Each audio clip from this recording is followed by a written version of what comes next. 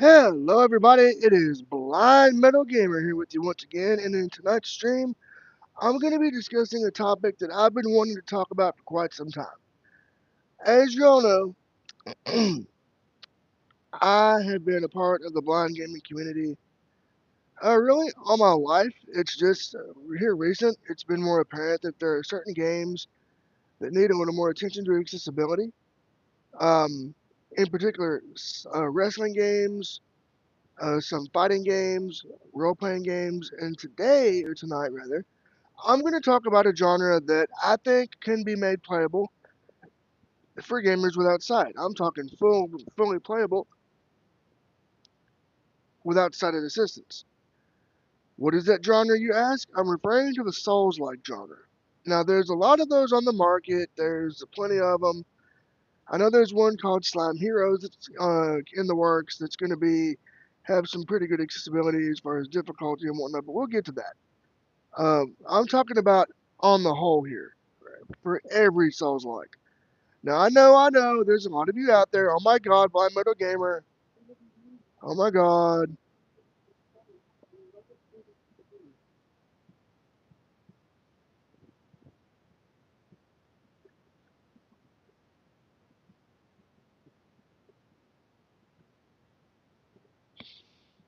So yeah, there's a lot of things. Oh my God, Blind Metal Gamer, you're ruining Souls likes for everybody. No, I'm not. What I'm here to do tonight is talk about how these can be made accessible for players without sight and made fully playable. Now I'm going to dive in, and I'm going to say the first thing that I always say in these is full screen reader support. Now, the full screen reader support would not just be a basic menu narrator. It wouldn't just narrate menus. It wouldn't just read character sheets. It would read every single thing, every bit of text that comes on that screen from menus to character sheets, character bios, skill trees, tutorials, etc. Any text that comes on that screen would be read by the full on screen reader. An easy way for a developer to achieve this would be to get the Sony and Microsoft screen reader source code for their consoles and code that in.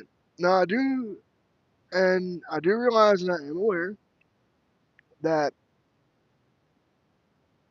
for them to do the screen reader thing, they can't just flip a switch or push a button and voila, they have to code for every single bit of line, every text to be read by the screen reader. But I believe that if Sony and Microsoft would work with developers in getting their screen reader code for these developers for them to use, it would be a lot easier. Maybe if they open sourced it, it would make it a lot easier for them to use that to make these games a little more accessible. Now, with the screen reader, it would read, like I said, every menu, every tutorial, every skill tree, even the pieces of lore that are in these games, because I know these games are very lore heavy and very rich with text based lore. So having a full on screen reader would really help as far as um, that is concerned.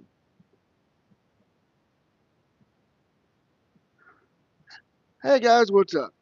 Welcome to the stream. We're talking about how to make Souls likes fully accessible for gamers without sight. Or no, fully playable for gamers without sight.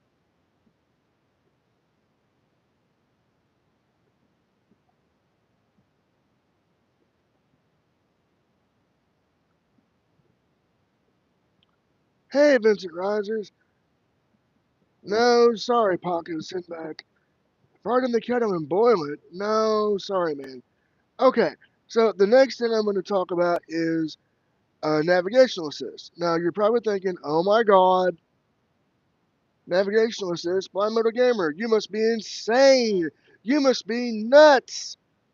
No, what this would be, and by the way, before I continue my presentation, these would not be mandatory. All of these things would be optional for the player.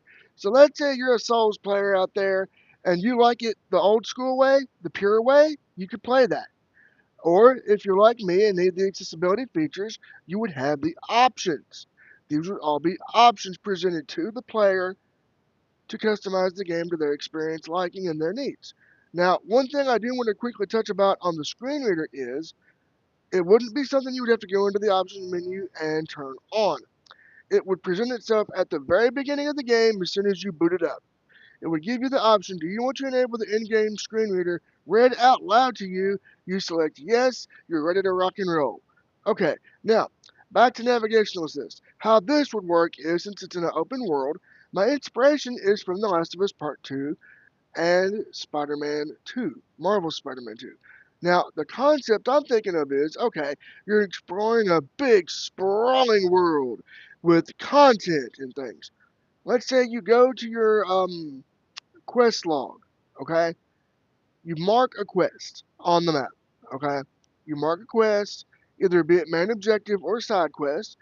You would click either the left or right stick, and you would be pointed in the direction of where to go. You would not only be pointed in the direction of where to go, but you would be given an audio cue, either a click, click, click, click, click, or bing, bing type system, some sort of audio system to let the player know if they're getting closer to their objective. Then when they reach said objective, they would get a audio cue for that as well. And there would also be visual indicators for those who have vision that could use that too. So that's how the Nav Assist would work. Now, I'm going to go into audio cues. This would be for when you defeat enemies, when you pick up items and loot, and things of that nature. Hey, Braden. Hey, Popular Anarchy. We are talking about how to make a Souls-like game fully playable for players who have no vision. So, for players who are totally blind or who have severe vision loss, we're talking about how to make Souls games accessible for them.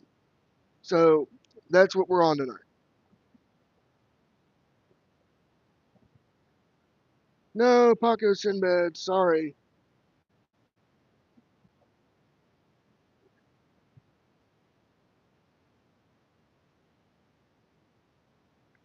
Hold on.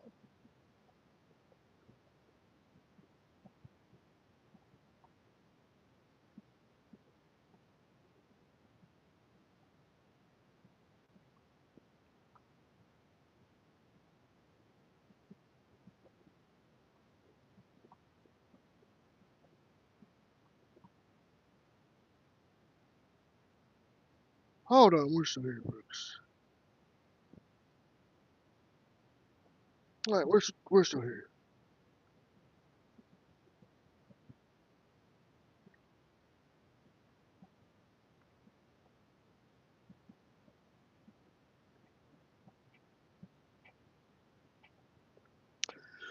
We're here.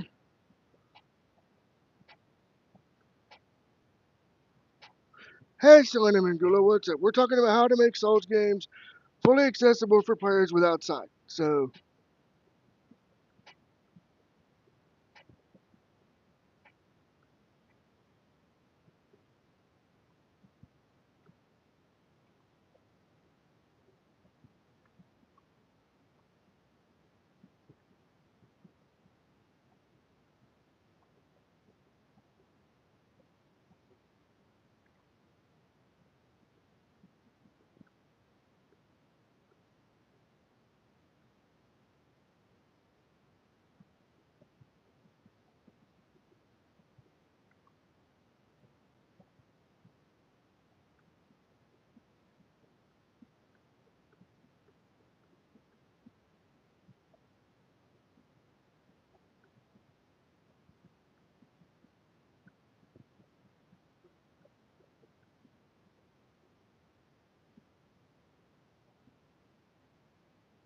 uh, sorry, Selena Mangula, we gotta.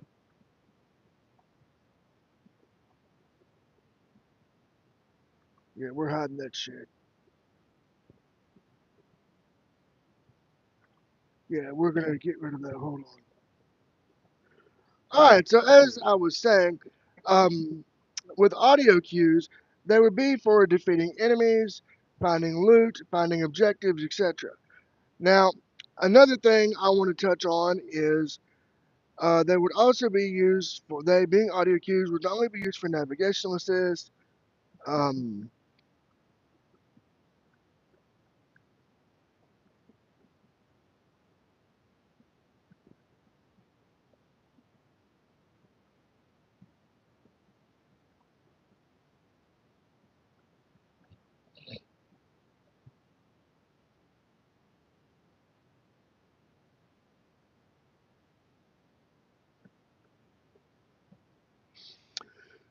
we are so basically not only would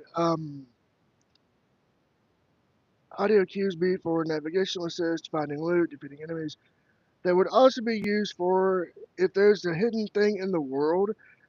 If there's like an instinct mode in the game, you could activate that by pushing a button, and you would be led either by beep, beep, beep, or some sort of an audio cue to the type of thing that you're finding. That would also be useful for gamers without sight. Now, I want to talk about again an aspect of Souls likes that is very very crucial. That is the combat. Now, I know a lot of you are thinking, oh my God, Blind Metal Gamer, oh my God, oh my God, oh my God. You know, you're gonna be blasphemous and talk about combat. What I'm gonna talk about is again, you can play the game the way you want, either with or without these options. Now, you can play it by default and it'd be crushingly challenging. So for combat, I'm gonna, just to say, okay, for combat, the first thing I'm gonna talk about is the parrying and game speed. Now, there would be a way to make the parrying timing a lot more forgiving. Maybe you could go into the options and adjust the combat um, parrying speed to very light or very slow, and this would also apply for dodging for incoming attacks that cannot be parried. So parryable attacks and non-parryable attacks would be made to be customizable as far as the speed. You could have it at default speed, fastest speed, or very slow. And on the very slow setting, we give players time to react, time to learn enemy movements and attacks. And again, there would be audio cues for this too. So maybe there would be for the parrying. Let's say you had it on normal speed. That screen reader would say, press L1 button to parry. You push the button and they parry. Or press circle to dodge. It would tell you what button to push, when to push it. So if you wanted to play at the default speed, you could with the screen reader telling you when to parry and when to dodge. Then, if let's say you land that perfect parry and you stagger an enemy, the screen reader might say, press R1 or whatever button to do a finishing move or a counter attack. And that would be a way the player could play it at normal speed and still have that same experience and have the experience of having that type of thing, to have the normal experience. Or if they wanted to slow it down a little bit, let's say they have motor disabilities, they would not only have the screen reader, but they would also have the ability to go and to um, slow that down to where they could react appropriately in time.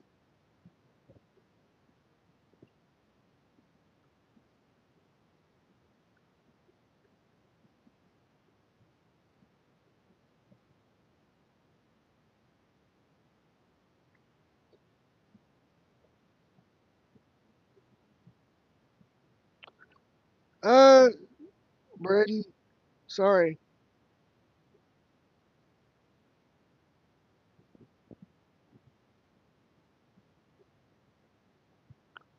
Yeah, sorry, we can't have that. But yeah, uh,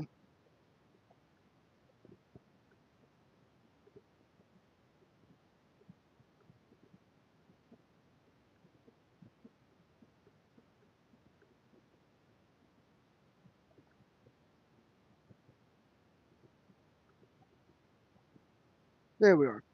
Okay, so um, the combat. You would have your normal speed. The screen reader would tell you when to parry, when to dodge, when to counterattack. Um, Also, you would have the option to slow the combat down to where you could react accordingly for parrying and dodging. Another thing I would do, again, to make it fully playable for players without sight would be, let's say you're in an encounter, right? You target an enemy. They have auto targeting, which is great. Okay, that's cool. But when you lock onto an enemy, other enemies can still ambush you. What I would do is I would take inspiration from Hellblade 2, Senua's Sacrifice, and make it where when you're in combat with an enemy, you only face that one enemy. Then the target would snap to the next enemy.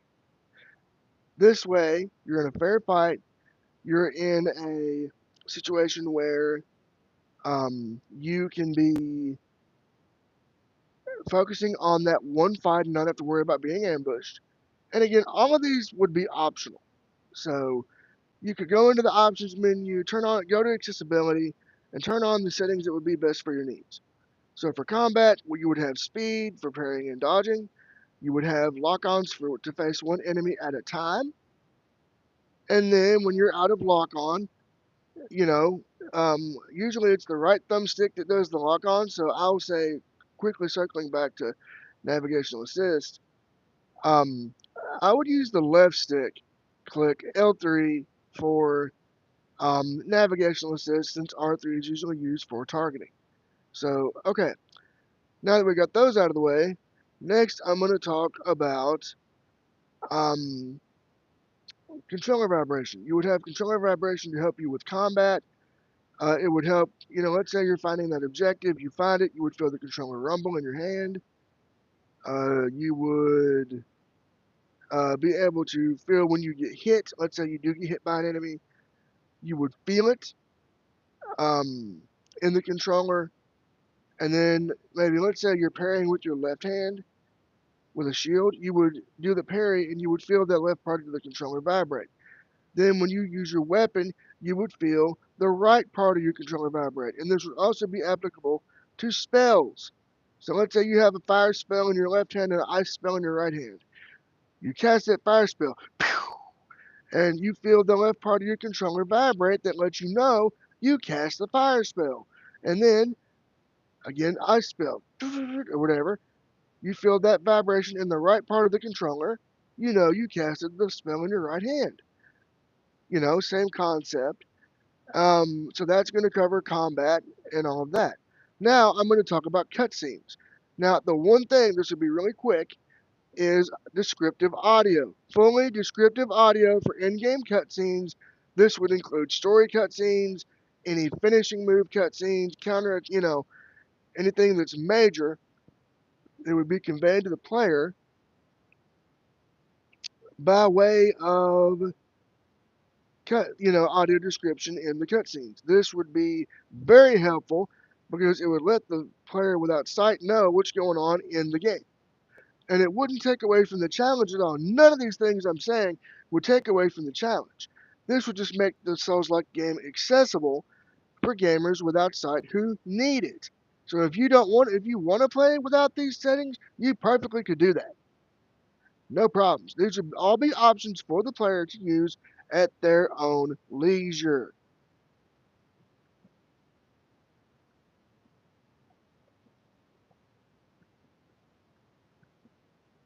So,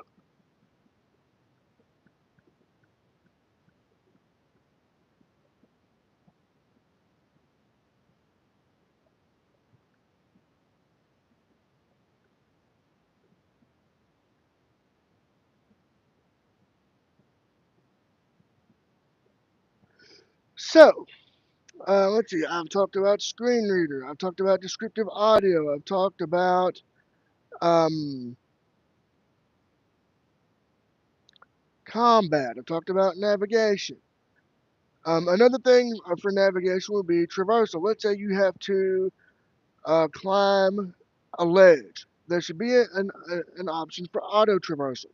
That way you can traverse that ledge without having to worry about having to jump And then another thing I would say for full accessibility for gamers without sight would be skippable puzzles. Yes, you heard that right, folks. Skippable puzzles. Because if there are any puzzles in these Souls likes, they need to be skippable. That way, the game can be made accessible for all players. Another thing that would really go a long way as far as accessibility would be making the game accessibility settings not interfere with achievement and trophy progression. Now, you're probably thinking, oh my God, Blind Metal Gamer, what are you thinking, man? Well, I'm thinking this. If the accessibility settings interfere with game progression for achievements and trophies, that's going to be a situation where you have um, not full accessibility because not all trophies can be unlocked or achievements. I'll give a good example of this. Assassin's Creed Shadow is coming out, and they're going to have a guided mode, right? In this guided mode, it'll point players to key objectives, but it will interfere with trophy progression or achievement progression. No, that's not how you do it. Make the navigational assist and all these features where they don't interfere with all of that. Make it where they don't interfere with it.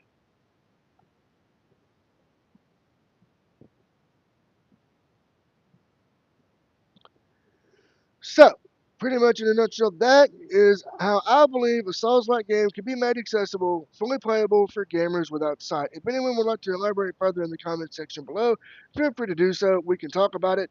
So, with that being said, if any game devs are watching this and are going to be making a Souls-like, you might, these are some things to consider. You might want to maybe listen to or watch this video because this can help you make your Souls-like game more accessible and fully playable for gamers without sight.